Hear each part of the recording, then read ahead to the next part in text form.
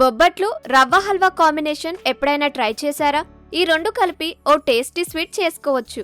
Regular గా కాకుండా different గా ట్రై చేయాలనుకుంటే ఇది బెస్ట్ ఆప్షన్.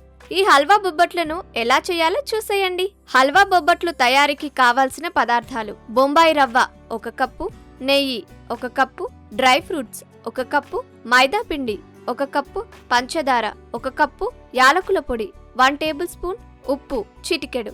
హల్వా బొబ్బట్లు తయారీ విధానం: ముందుగా ఒక సర్వీస్ బౌల్ తీసుకొని అందులో మైదా పిండి వేయాలి. దీంట్లోకి చిటికెడు ఉప్పు వేసి నీరు పోసుకొని కొద్దిగా నెయ్యి వేసుకొని మెత్తగా పూరి పిండిని కలిపినట్టుగా కలిపి పక్కన పెట్టుకోవాలి. ఇలా కలుపుకున్న పిండి కనీసం పావుగంట పాటైనా నానితే బొబ్బట్లు చక్కగా వస్తాయి. ఇప్పుడు కొద్దిగా జీడిపప్పును తీసుకొని కచ్చా పచ్చగా దంచుకొని పక్కన పెట్టుకోవాలి. పిండి పావుగంట పాటు నానిన తర్వాత స్టవ్ మీద కడాయి పెట్టుకుని అందులో నెయ్యి వేసి వేడి చేయండి.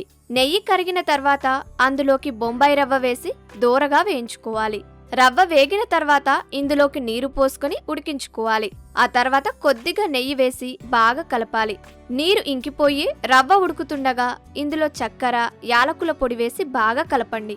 ఈ మిశ్రమం చక్కగా ఉడికి దగ్గర పడుతుండగా ఇందులో కచ్చా పచ్చగా దంచిపెట్టుకున్న జీడిపప్పులు వేసి బాగా కలపాలి. అన్నీ బాగా కలిసిపోయి హల్వాలాగా తయారయ్యాక స్టవ్ ఆఫ్ చేయాలి. హల్వా పూర్తిగా చల్లారిపోకముందే చేతికి నెయ్యి రాసుకుంటూ చిన్న చిన్న ఉండలుగా చేసి పక్కన పెట్టుకోవాలి. తర్వాత ముందుగా కలిపి పక్కకు పెట్టుకున్న మైదాపిండిని కూడా ముద్దలుగా చుట్టుకొని పక్కకు పెట్టుకోవాలి.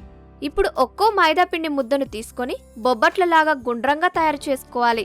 ఈ బొబ్బట్ల మధ్యలో హల్వా ఉండను పెట్టి మరోసారి పల్చటి బొబ్బట్లా ఒత్తుకోవాలి.